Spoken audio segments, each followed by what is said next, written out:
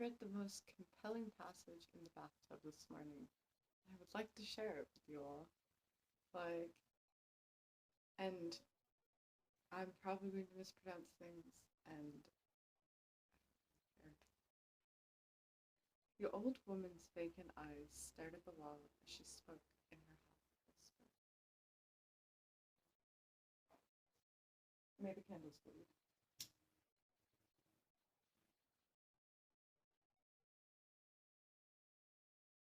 Oh, one of the candles. I can't light the ghost on.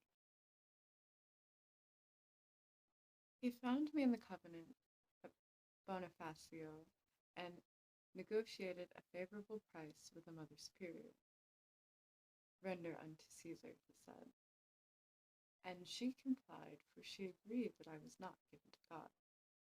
I was frivolous and did not take to my lessons, and looked at myself in dark windows, for they showed me my face and my body. I was to be given to man, and the padrone was the man of all men. I was 10 and 7 years of age, and a world beyond my imagination was revealed to me. Carriages with silver wheels and golden horses, with flowing manes, took me above the great cliffs and into the villages, and the fine shops where I could purchase whatever struck me. There was nothing I could not have, and I wanted everything, for I came from a poor shepherd's family, a God-fearing father and mother who praised Christ when I was taken into the covenant and never seen again. And always at my side was the padrone. He was the lion, and I was his cherished cub. I guess it would be better to not mispronounce everything before. But it really is so good, though. I don't know if I'm pronouncing that word right. I don't speak Italian. He was the lion, and I was his cherished cub. He would take me around the countryside to all the great houses and introduce me as his protetta, laughing when he used the word. Everyone understood and joined in the laughter. His wife had died, you see, and he had passed his 70th year. He wanted people to know, his two sons above all, I think, that he had the body and the strength of youth, that he could lie with a young woman and satisfy her, as few men could. Tutors were hired to teach me the graces of his court, music and proper speech, and even history and mathematics, as well as the French language, which was the fashion of the time for ladies of fair. It was a wondrous life. We sailed often across the sea on to Rome, then we would train north to Switzerland, and across into France, and to Paris. The padrone made these trips every 5 or 6 months. His business holdings were in those places, you see. His two sons were his directors, reporting to him everything they did. For 3 years I was the happiest girl in the world, for the world was given me by padrone. And then that world fell apart. In a single week it came crashing down, and Guillerme de Matrice went mad. Men travelled from Zurich and Paris, from as far away as the Great Exchange in London, to tell him. It was a time of great banking investments and speculation. They said that during the 4 months that had passed, his sons had done terrible things, made unwise decisions, and most terrible of all, had entered into dishonest agreements, committing vast sums of money to dishonorable men who operated outside the laws of banking and the courts. The governments of France and England had seized the companies and stopped all trade, all access to funds, except for the accounts he held in Genoa and Rome. Guillermo de Matrice had nothing. He summoned his two sons by wireless, ordering them home to Port Vecchio, or Vecchio, whatever, to give him an accounting of what they had done. The news that came back to him, however, was like a thunderbolt striking him down in a great storm. He was never the same again. Word was sent through the authorities in Paris and London that both the sons were dead, one by his own hand, the other killed, it was said, by a man he had ruined. There was nothing left for the padrone, whose world had crumbled around him. He locked himself in his library for days on end, never coming out, taking trays of food behind the closed door, speaking to no one. He did not lie with me, for he had no interest in matters of the flesh. He was destroying himself, dying by his own hand as surely as if he had taken a knife to his stomach. Then one day, a man came from Paris and insisted on breaking into the Padrone's privacy. He was a journalist who had studied the fall of the Matarese companies, and he had brought with him an incredible story. If the Padrone was driving himself to madness before he heard it, afterward he was beyond hope. The destruction of his world was deliberately brought about by the bankers, working with their governments. His two sons had been tricked into signing illegal documents and blackmailed, held up to ruin, over matters of the flesh. Finally, they had been murdered, the false stories of their deaths acceptable for the official evidence of their terrible crimes was complete. It was beyond reason. Why had these things been done to the great Padrone? His companies were stolen from him and destroyed, his sons killed. Who would want such things to be done? The man from Paris gave part of the answer. One mad Corsican was enough for Europe. For 500 years, was the phrase he had heard. The Padrone understood. In England, Edward was dead, but he had brought about the French and English treaties of finance, opening the way for the great companies to come together. Fortunes made in India and Africa and Suez. The Padrone, however, was Corsican. Beyond making profit from them, he had no use for the French, less for the English. He not only refused to join the companies and the banks, but he opposed them at every turn, instructing his sons to outmaneuver their competitors. The Matarese fortune blocked powerful men from carrying out their designs. For each Padrone, it was all a great game. For the French and English companies, his playing was a great crime to be answered with greater crimes. The companies and their banks controlled their governments, courts of law and the police, politicians and statesmen, even kings and presidents. All were lackeys and servants to the men who possessed vast sums of money. It would never change. This was the beginning of his final madness. He would find a way to destroy the corruptors and the corrupted. He would throw governments everywhere into chaos, for it was the political leaders who were the betrayers of trust.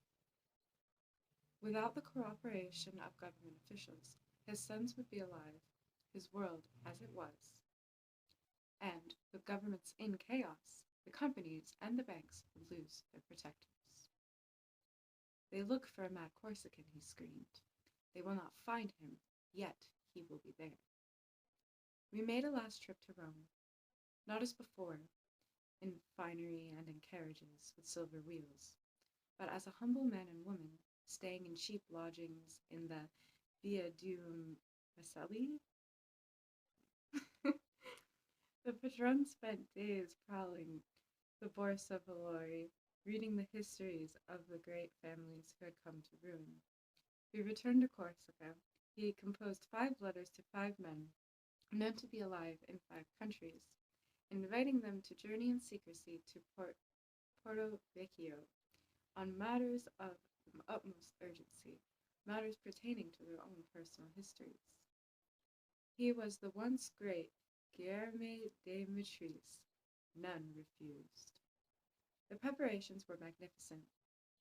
Villa Matarese made more beautiful than it had ever been. The gardens were sculptured and bursting with color, the lawns greener than a brown cat's eye. The great house and the stables washed in white. The horses curried until they glistened.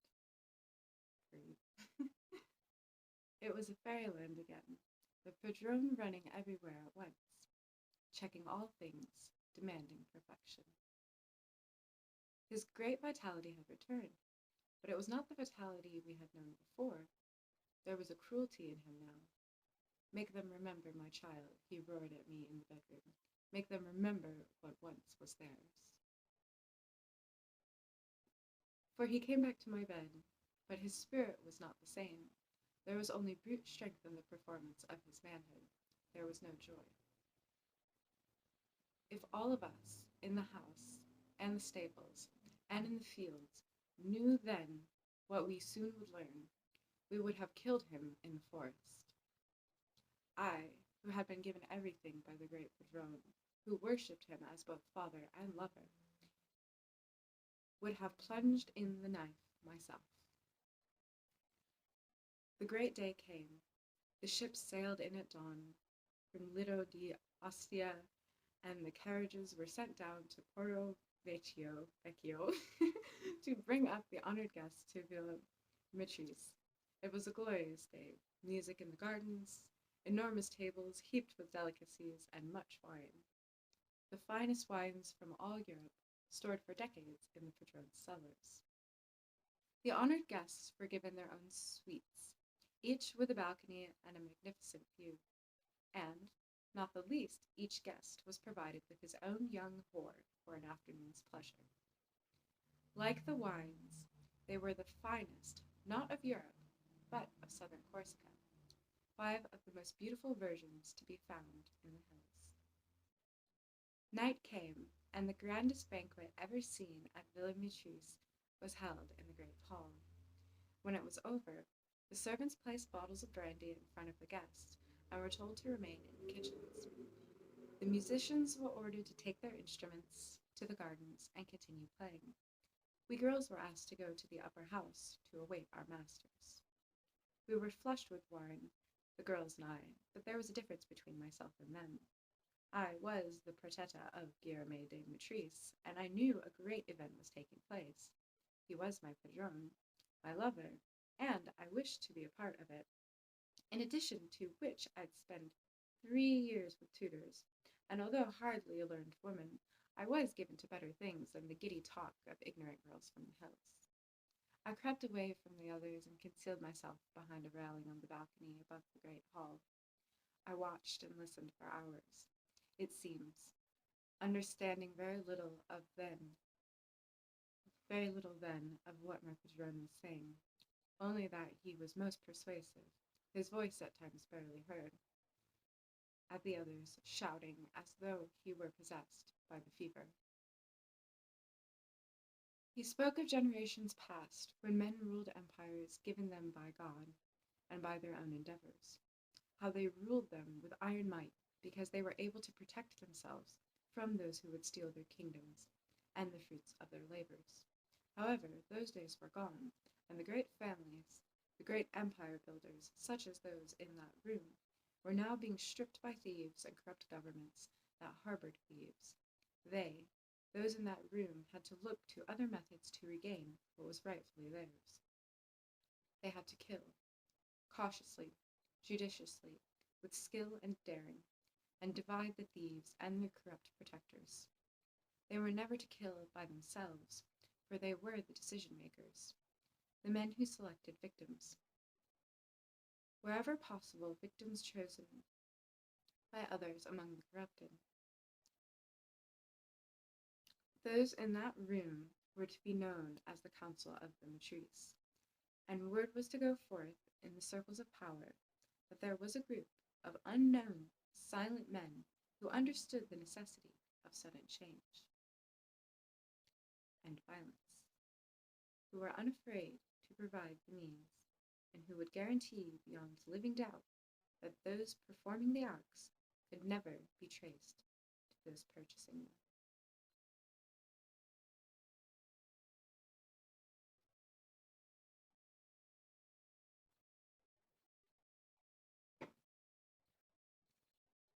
He went on to speak of things I could not understand, of killers trained by great pharaohs and Arabian princes centuries ago, how men could be trained to do terrible things beyond their wills, even beyond their knowledge,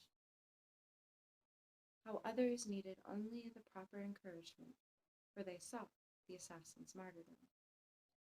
These were to be the methods of the Matrice, but in the beginning, there would be disbelief in the circles of power, so examples had to be made. During the next few years, selected men were to be assassinated.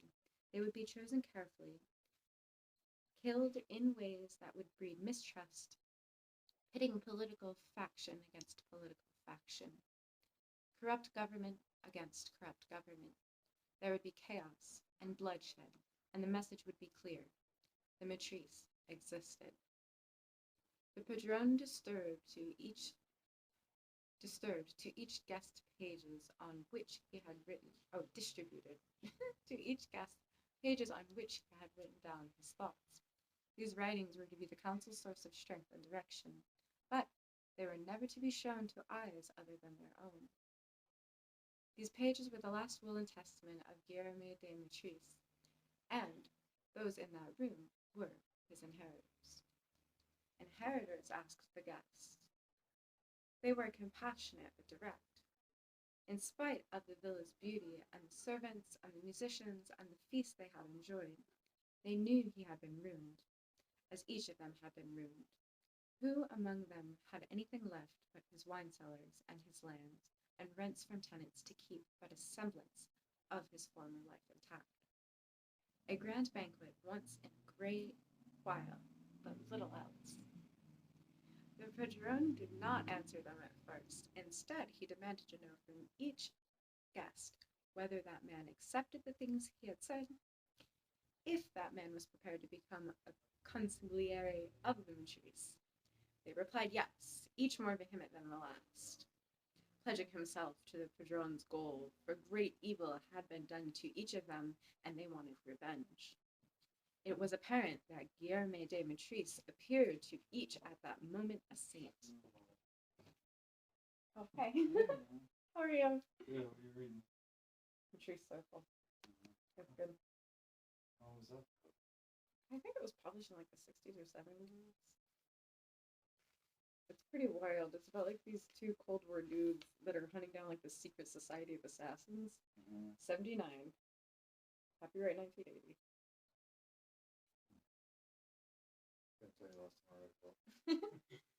Should find the time. It's worth it.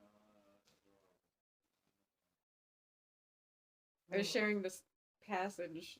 I was trying to put it on the internet because I'm a goober. Yes, the shit that said was a no-go last night. Oh, the stuff. Did he tell you about our friend that like showed up at our house with severe burns and like gotten out of jail? It was like, okay, yeah, it was like, what the fuck? I'm like in my pajamas. I hear a knock at the door. I'm like, I don't even think this guy even knew it first because I had fucking something in my left hand. You know, I was like, I don't know what's at the fucking door, but it may get dropped right here. And I was just sitting there, and he was to my right. And I was just like, I didn't recognize him at first. And I was like, oh shit. Because it was dark out there. I was like, I was ready to swing. I was like, this isn't just a fucking hand coming at you. You have to get dropped. Yeah, but it wasn't like that, though. I mean, it was like, you know, he needed, like, medical care and, like, we drove him to his house kind of crap, you know? It's like he'd walked from jail to our house, basically. And I was like, I think he was walking to fucking Anthony Rodriguez's house. I don't know. Remember, Rodriguez lives fucking down Yeah. Old Stage. I think that's where he was going. Who knows? And I don't even think Rodriguez lives there anymore. Yeah. He would have walked over there and been like, huh, SOL, motherfucker. Yeah. That was like some crazy random shit, though. It's good to see you. Whenever I finish this, because it is like 1 billion pages, I'll let you borrow it. Yeah, because sometimes I don't have the ADHD for books, you know, but this is actually really good. So, like, totally. You too. Happy almost Halloween! Where was I? You got the drama of the day. Yeah, it was like 1 a.m. and like this dude who I worked with, that motherfucker works with, showed up at the fucking door, and like he was with another dude who he also met in jail. Like they both got bailed out at the same time. They walked to, I guess, multiple people. You know, walked to our fucking house, no phone, no fucking nothing. And it was like, oh shit, home dude had a curling iron burn on his fucking neck. I guess him and his lady were drunk, and like basically he spent his birthday in jail because he like was drunk, passed out, got burned with a curling iron, pushed the bitch. She called the cops on him. Don't mean to call you bitches, just, you know, shit happens. Fucking pushed the fucking chick. She called the cops, like So it was like, let me tend to your wounds. I have like silver gauze that some military man gave me at a fucking convention I worked at.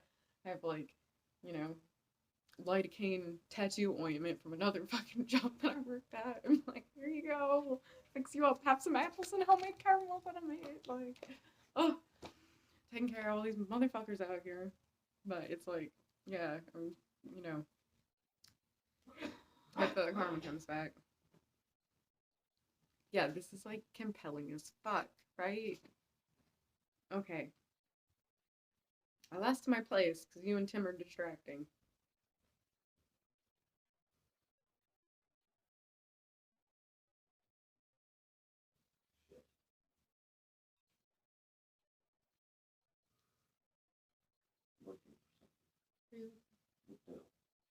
I don't know. It might be in the mail thing in the hallway, but I usually don't fuck with your shit that much.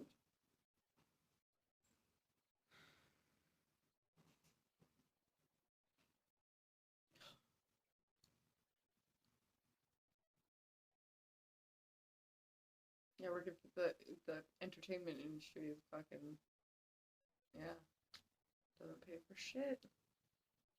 Can't live my fucking life. I should probably re-record this and figure out how to pronounce things. I'm gonna finish it at least. Who knows? Maybe I won't be too shy to share. Inheritors asked the guest. They were compassionate but direct. In spite of the villa's beauty and the servants and the musicians and the feast they had enjoyed, they knew he had been ruined, as each of them had been ruined. Who among them had anything left but his wine cellars and his lands and his rents from tenants to keep but a semblance of his former life intact? A grand banquet once in a great while, but little else. The padrone did not answer them at first. Instead, he demanded to know from each guest whether that man accepted the things he had said, if that man was prepared to become a consigliere of the Matarese. They replied yes, each more vehement than the last, pledging himself to the padrone's gold. For great evil had been done to each of them, and they wanted revenge. It was apparent that Guillerme de Matrice had appeared to each at that moment a saint, each except one, a deeply religious Spaniard who spoke of the word of God and of his commandments. He accused the padrone of madness, called him an abomination in the eyes of God. Am I an abomination in your eyes, sir? Asked the padrone. You are, sir, replied the man. Whereupon the first of the most terrible things happened. The padrone took out a pistol from his belt, aimed it at the man, and fired. The guests sprang up from their chairs and stared in silence at the dead Spaniard. He could not be permitted to leave his room alive, said the padrone, as if nothing had happened. The guests returned to their chairs, all eyes on this mightiest of men, who could kill with such deliberateness, perhaps afraid for their own lives. It was difficult to tell. The padrone went on. All in this room are my inheritors, he said. For you are the council of the Matrice, and you and yours will do what I can no longer do. I am too old, and death is near, nearer than you believe. You will carry out what I tell you. You will divide the corruptors and the corrupted. You will spread chaos, and through the strength of your achievements, you will inherit far more than I leave you. You will inherit the earth. You will have your own again. What you do, can you leave us?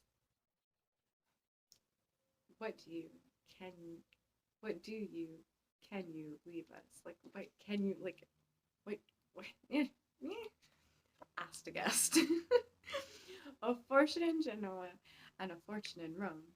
The accounts have been transferred in the manner described in a document, one copy of which has been placed in each of your rooms.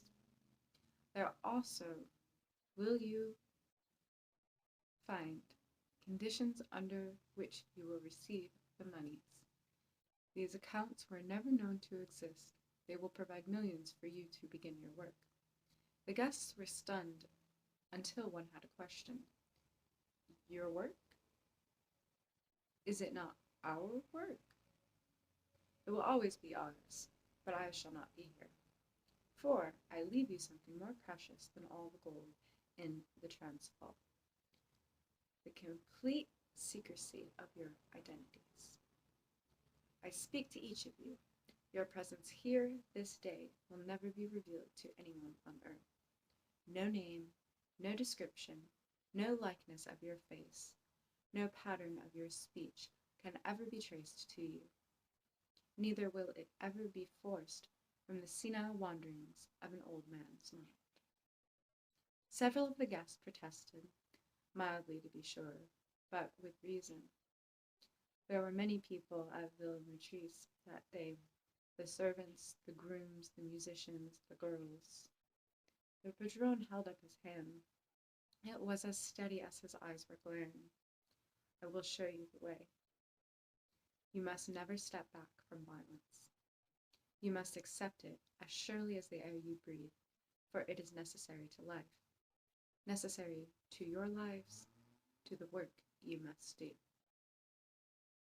He dropped his hand, and the peaceful, elegant world of Villa Matarese erupted in gunfire and screams of death everywhere. It came first from the kitchen, deafening blasts of shotguns, glass shattering, metal crashing, servants slain as they tried to escape through the doors onto the great hall, their faces and chests covered with blood. Then from the gardens, the music abruptly stopped, replaced by supplications to God, all answered by the thunder of guns, and then, most horribly, the high-pitched screams of terror from the upper house, where the young, ignorant girls from the hills were being slaughtered. Children who only hours ago had been virgins, defiled by the men they had never seen before on the orders of Guillaume de Matarese, now butchered by new commands. It's a real attractive fucking... And this, yeah. Fucking gangsters, right?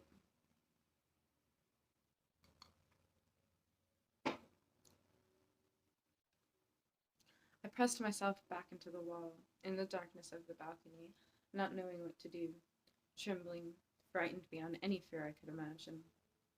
And then the gunfire stopped, the silence that followed more terrible than the screams, for it was the evidence of death. Suddenly I could hear running. 3 or 4 men, I could not tell, but I knew they were the killers. They were rushing down staircases and through doors, and I thought, oh God in heaven, are they looking for me? But they were not. They were racing to a place where all would gather together. It seemed to be the north veranda.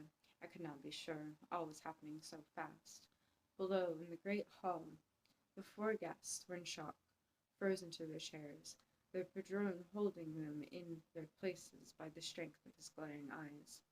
There came what I thought would be the final sounds of gunfire until my own death. 3 shots. Only 3.